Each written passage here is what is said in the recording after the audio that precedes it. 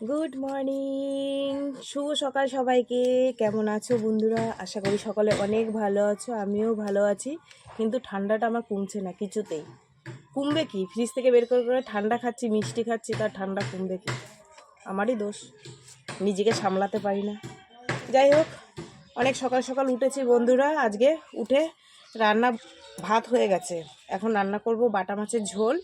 গতকাল যে বাটা মাছ নিয়েছিলাম তোমাদের দেখিয়েছিলাম, সেই বাটা মাছের ঝোল করব। আর দেখো না, পাট শাক নিয়েছি 10 টাকা আটি। এইটু একটু পাট শাক, এই যে 10 টাকা আটি।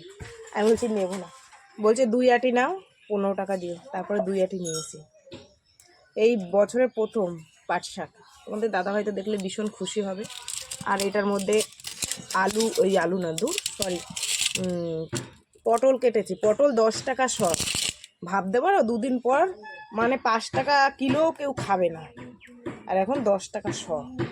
300 গ্রাম নিয়েছি, মেয়েকে আলু পটলের তরকারি করে দিই। ও বাটা মাছ খেতে চায় না, জানো তো। তাও আগের দিন জোর করে দিয়ে দিয়েছি। দেখি, ভাত হয়ে গেছে। রান্না করতে করতে যদি চিংড়ি মাছ পাই তাহলে নেব, নিয়ে পটলটা দেব। ঠিক আছে। শাকগুলো কি সুন্দর, পাট শাক দিয়ে ডাল করলে কি ভালো লাগে খেতে।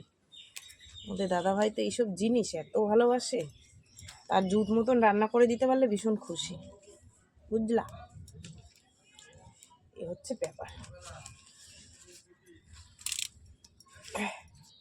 তাই ভাবি এইটা একটু শাকের আটি বলছে, আবার দেখো না, এটা একটু শাকের মধ্যে ফুল হয়েছে। আর কদিন পর আমাদের এখানে কত চাষ হবে জানো, পাট শাক। গিয়ে ছিঁড়ে ছিঁড়ে, মাথা ছিঁড়ি না, মাথা ছিলে আর গাছটা হবে না, সাইড দিয়ে ছিঁড়ে ছিঁড়ে নিয়ে আসি।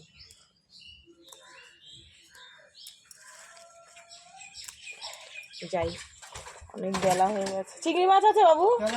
না রে শোনা, দেখি তোমাদের বলি কেন, আমার মাটারে ডাকি। আমার মাটা ঘুমাচ্ছে, ছোট মেয়েটা পড়তে গেছে।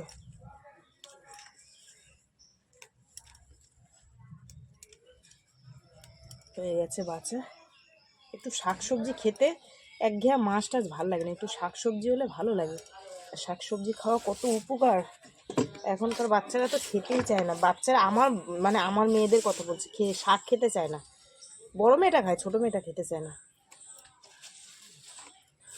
যাই হোক, চলো, আমার কাটাকুটি হয়ে গেছে, ভাতও হয়ে গেছে, মাছ ভাজাটা আর না, আগে পটল আলু তরকারিটা বসে, কেন মেয়েকে টিফিন দেবো তো, সে কারণে। পটল আলু তরকারি রান্না করে নিয়েছি, নিয়ে মেয়েকে টিফিন দিয়ে দিয়েছি। পটল আলু হয়ে গেছে, পাট শাক ভাজাও কমপ্লিট হয়ে গেছে। কড়াইটা এমনি মাজিনি, উপর দিয়ে জল দিয়ে ধুয়ে নিয়েছি, নিয়ে তেল দিয়ে দিয়েছিলাম, তেল গরম হয়ে গেছে। এইবার এই মাছগুলো হলুদ নুন মাখিয়ে রেখে দিয়েছিলাম, চলো মাছগুলো দিয়ে দিই। আর বড় মেয়েকে তো পাঠিয়ে দিয়েছি টিফিন দিয়ে, ছোট মেয়েও খেয়ে নিয়েছে, বলছিল মা খিদে পেয়েছে, আমাকে ভাত দাও। ওকেও পটল আলু দিয়ে দিলাম। ঠিক আছে। তো এখানে দেখো, মাছ ভাজা আমি বসানো কমপ্লিট হয়ে গেছে। তারপরে মাছের মশলা করে রেখে দিয়েছিলাম, ওই একটুখানি জিরে বাটা আর কাঁচা লঙ্কা বাটা, যেহেতু পাতলা ঝোল করবো, আর টমেটো কেটে রেখে দিয়েছিলাম। তারপরে মাছ ভাজা নামিয়ে কালো জিরা ফোড়ন দিয়ে তেলের উপর হচ্ছে গিয়ে, তারপর তোমার একটু টমেটো কুচি দিয়ে দিয়েছি। টমেটো কুচি দেওয়ার পর তারপরে যা মশলাপাতি দিয়ে দিলাম, হচ্ছে ওই আদা বাটা, জিরে বাটা, কাঁচা লঙ্কা, আর হচ্ছে গিয়ে হলুদ নুন দিয়ে, এই যে দেখো সুন্দর করে এখন কষিয়ে নিয়েছি। আর রান্না বান্না হয়ে গেছে। পাট শাক ভাজা, বছরের প্রথম শাক, পাট শাক। আর এই হচ্ছে পটল আলুর তরকারি, চিংড়ি মাছের অভাব, এটা দিয়ে তোমাদের দাদাভাইকে দিলাম, মেয়ে খেলো। আর এই হচ্ছে বাটা মাছের ঝোল, কালো জিরা টমেটো দিয়ে পাতলা। ঠিক আছে, চল এবার যে কাজগুলো আছে সারি। রান্না বান্না কমপ্লিট করে ঘরে ঢুকে রেখে এসে এখানে দেখো কিছু বাসন ছিল, এটাও বাসন, সেগুলো বের করলাম। আর এখানটায় পরিষ্কার করব। তার আগে তোমাদের দাদাভাই বললো যে আমাকে খেতে দিয়ে দাও, খিদে পেয়ে গেছে। যেহেতু গাড়িটা নিয়ে গেছিল, আবার এসছে, তো বললো আমাকে খেতে দিয়ে দাও, খিদে পেয়ে গেছে। তাকে খেতে দিয়ে আমি এসে একটু বাসন কুসন বার করলাম। বার করে আবার এখানে কিছু দেখো হচ্ছে গিয়ে তোমার ওই রান্না করেছি, সেই সবজির খোলা টোলা রয়েছে, সেগুলো একবারে আমি প্লাস্টিকের মধ্যে ভরবো।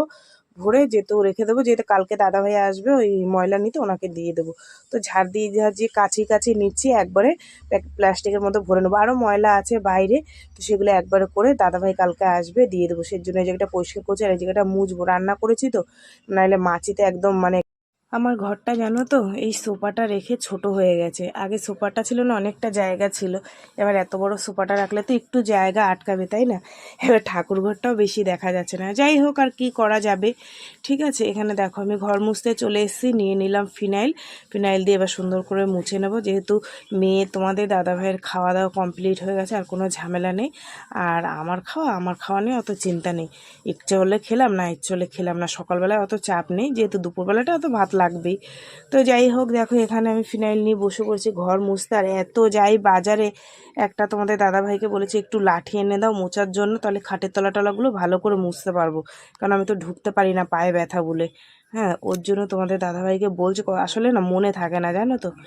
যাই হোক চলো, কিছু করার নেই, যখন মনে পড়বে বাজার গেলে আমি নিয়ে আসবো। এখন আমি ঘরটাকে ঝটপট করে মুছে নিই।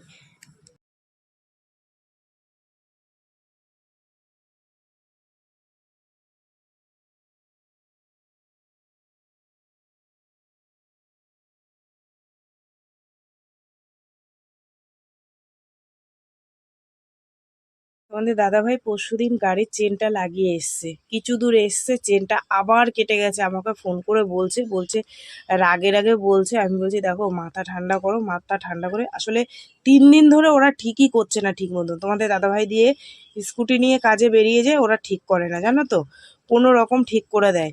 আমি বললাম কি দেখো ওইভাবে ওরা ঠিক করবে না, ওরা ওই হেভি ধান্দাবাজি কাজকর্ম করে। তুমি করো, তুমি পাশে বসে থাকো, আজকে যাও পাশে বসে থাকো, পাশে বসে থেকে তুমি ঠিক করবা। বলছে হ্যাঁ তুমি ঠিকই বলেছো, আমার আজকে পাশে বসে থাকতে হবে, ওরা যে কি কাজ করে আমার দেখতে হবে, কারণ আজ 3 দিন ধরে আমি কাজে যেতে পারছি না এই গাড়ির চেনের জন্য। কিরম জ্বালাতন বলো তো, প্রত্যেক দিন কাস্টমাররা ফোন করছে, আর তোমাদের দাদাভাই তো রাগারাগি করছে, বলছে কি করব বলো তো, একটা গাড়ি যদি 3 দিন ধরে ভোগায় তাহলে কীরকম রাগ হয়। যাই হোক, তারপরে আজকে দাঁড়িয়ে থেকে গাড়িটাকে নিয়ে এসছে। আমি বললাম ভালো হয়েছে, ওরা নাইলে ওরকম ফাঁকি মারা কাজ করে। ঠাকুর দেওয়া কমপ্লিট করে এখানে বসে পড়ছি ভাত বাড়তে।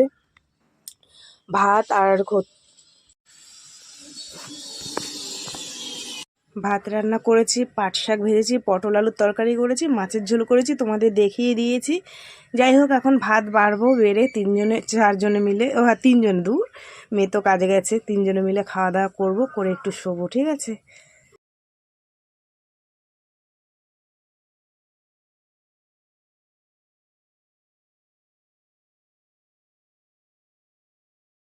শুভ সন্ধ্যা বন্ধুরা, সন্ধে দেখানো হয়ে গেছে, দেখো না ধোঁয়ায় ঘর ধোঁয়া ধোঁয়া হয়ে গেছে। কি করছিস তুই এখানে? খাটে যা, কেন? ধর প্লেটটা ধর, আমি জল নিয়ে আসি। চা খাওয়ার জন্য আমরা খাট ছেড়ে দিয়েছি, নতুন জায়গা পেয়েছি চা খাওয়ার, বীজের চা। এই যে কর্তা আর আমি, মানে একটা কি বলে, ধোঁয়াটা কমেছে, পুরো জানলা আটকানো ছিল তো। জল খেয়ে দাও।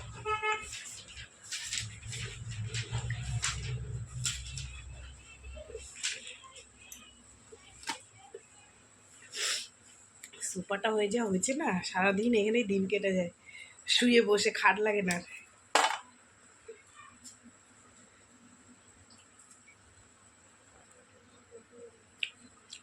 ঘুম দিয়েছি একটা একদম জবরদস্ত। হাটটা আর ছাড়তে পারলাম কোথায়, যেই চা খাওয়া হয়ে গেছে, আমি একটুখানি ভিডিও বানাচ্ছিলাম। তোমাদের দাদাভাই বলছে স্বপ্না খিদে পেয়েছে, একটু কিছু বানাবা, মানে কিছু করে দেবো। আমি বলছি কী করবো, বলে দেখো দোকানে সিঙ্গারা ভেজেছে নাকি, এনে আমার একটু মুড়ি মেখে দাও। এই মানে আর কি বলবো, তারপরে 2-3টে রিলস বানিয়ে তোমাদের দাদাভাইকে মুড়ি মেখে দিলাম। আর এখানে তো আমার ভয়েস দিতে হচ্ছে, কারণ হচ্ছে টিভিতে কার্টুন দেখছে, তো ঠাকুমা ঝুলি দেখছে, ওর জন্য আমি আর বন্ধ করতে বলিনি। আর এই মেখে মুখে নিয়ে এসেছি, তোমাদের দাদাভাইকে বললাম নাও খাও। বেশ ভালোই লাগছিল, সিঙ্গারা দিয়ে সুন্দর করে পেঁয়াজ টিয়াজ। কাজ দিয়ে আসার পথে নিয়ে এসছে মুরগির মাংস, যেটুকু ছিল দোকানে দাদা বন্ধ করে দেবে, ওকে দিয়ে দিয়েছে, ওই মনে হয় 150 টাকার মতন ছিল।